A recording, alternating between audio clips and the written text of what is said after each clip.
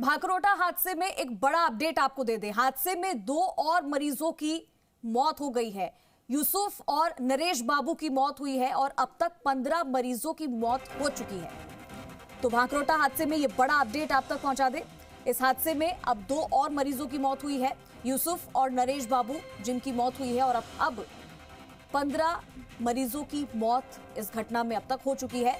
जो मरीज एसएमएस अस्पताल में एडमिट थे, जिनका इलाज चल रहा था, लगातार हमने आपको इसके बारे में भी जानकारी दी और अब ये आंकड़ा जो है 15 तक पहुंच गया है। 2 और मरीज जिनकी मौत हो चुकी है। भाकरोटा हादसे में बड़ा अपडेट आपके सामने। जिनका इलाज जारी था उनमें से अब 2 लोगों की मौत हो चुकी है। सचिन शर्मा हमारे साथ जुड़ के साथ जानकारी के लिए सीधा रुक रहे हैं। सचिन, भाकरोटा हादसे में एक बड़ा अपडेट आ रहा है कि जो एडमिट थे हॉस्पिटल में, जो मरीज जो भाकरोटा हादसे का शिकार हुए थे, 2 और मरीजों की मौत हो गई है।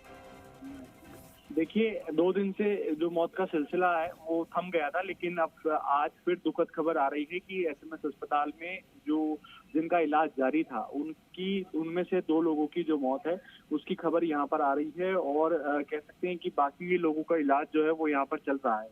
देखिए, अब मौत का आंकड़े की अगर बात की जाए तो 15 के करीब जो मौत है वो यहाँ पर हो चुकी है। उसमें से 11 लोगों की शिनाख्त जो है वो प्रशासन की ओर से की गई थी और खास बात यह है कि डीएनए सैंपल के जरिए जिनकी शिनाख्त नहीं हो पाई थी उनकी शिनाख्त डीएनए सैंपल के जरिए की गई है।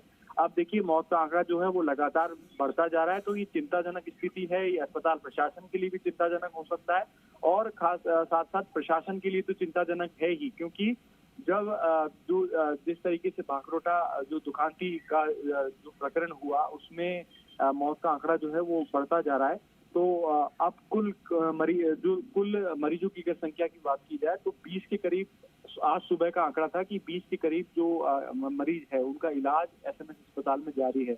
अब अगर 2 उसमें से कह सकते हैं कि उनकी मौत हो चुकी है, तो करीब अब 18 लोगों का इलाज जो है वो एसएमएस अस्पताल में जारी है इस वक्त, और करीब 3 से 6 लोगों को वेंटिलेटर पर और लिया गया है। आज सुबह भी कह सकते हैं कि 3 जनों को वेंटिलेटर पर लिया गया। सभी की हालत जो है वो नाजुक बताई जा रही है और कुछ लोगों जो बेहतर होते जा रहे हैं, कुछ लोगों को डिस्चार्ज भी किया गया है। कह सकते हैं कि कल जो 2 लोग हैं उनको डिस्चार्ज भी किया गया था, लेकिन जो मौत का आंकड़ा बढ़ रहा है वो चिंताजनक है।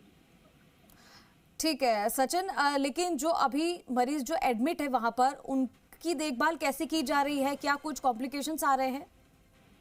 देखिए, वहां पर अभी कह सकते हैं कि जो बर्न वार्ड है उसमें मरीजों को रखा गया है। उनकी जो हर एक एक्टिविटी है बॉडी की वो नोट की जा रही है। कौन कितने प्रतिशत तक जला हुआ है उसका डेटा तो एसएमएस अस्पताल प्रशासन ने बनाया हुआ है, और लेकिन उसके हिसाब से अगर किसी की सीरियस कंडीशन है तो उसको वेंटिलेटर पर लिया गया है, और जिसकी ज्यादा सीरियस कंडीशन है उसकी एक दिन में 3 बार पट्टी जो है वो वहां पर की जा रही है।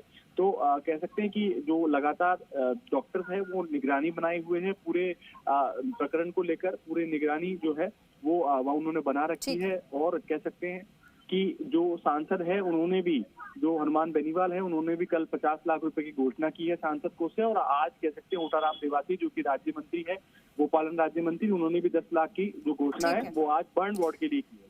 ठीक है सचिन, बहुत शुक्रिया आपका इस तमाम जानकारी के लिए।